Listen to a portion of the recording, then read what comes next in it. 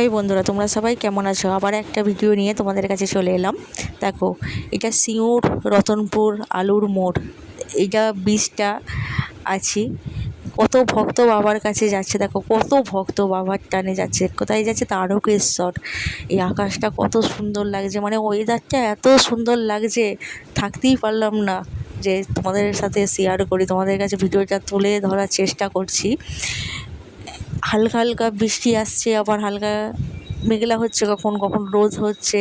খুব সুন্দর ওয়েদার। দেখো, সারা রাস্তা শুধু বাবার ভক্ত, কত স্লোগান দিতে দিতে যাচ্ছে। ওই যে, বাবা সবাইকে ভালো রেখো, বাবা সকলের মনের কামনা পূর্ণ করো, আমাদের তারকেশ্বর বাবা ভোলানাথ।